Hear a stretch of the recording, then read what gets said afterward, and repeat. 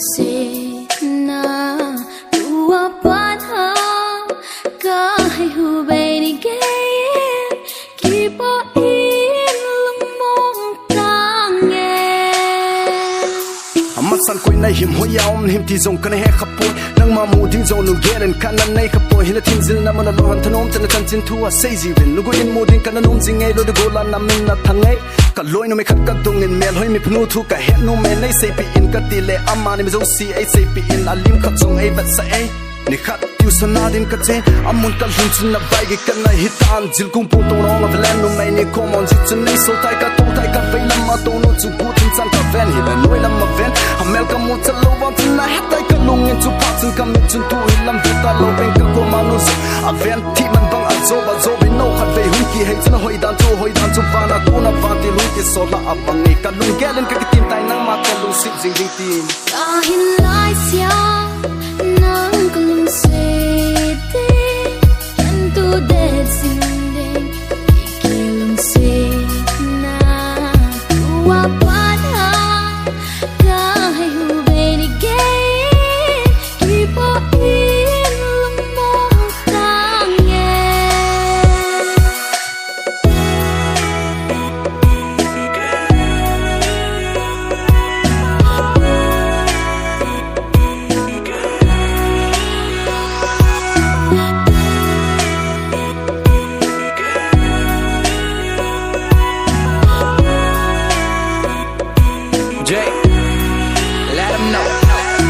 For you, my love gets bigger every single day. How I always dream and wish one day I can be your man. If you're with me, you don't have to worry about anything, because my love will never go old, it will always blink. Let me tell you, Bonnie and Clyde, Romeo and Juliet, yeah. Love at first sight, we can be better than them. In this love story of us, darling, there is a happy ending, because my love ain't like the movie, it's a real feelings. Darling, let me tell you a thing or two, I don't want anybody else, I want only you. Can't imagine you not being mine, sad, but it's the truth. When I can treat you so much better, we'll make a perfect two. Yeah, I know, there's a plenty type of fish in the sea. You can take a chance on me, I'll show you how lovely I can be.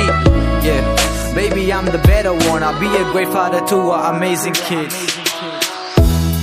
Namil tang ite izad ve ka kitip a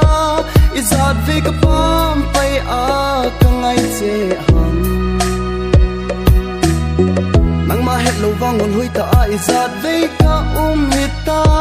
na lung sin na hi ngol pi kham se na hi azi paya ka pia azi paya na pu ka do hai ki khelin tu sim ki khelzing hilap nang kangai na Can't be neilou.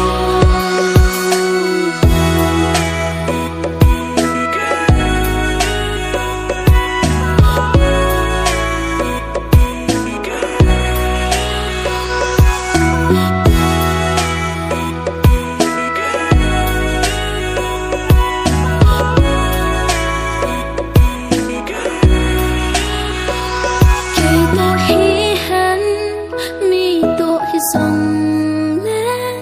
na ki po ting chu ka lung tu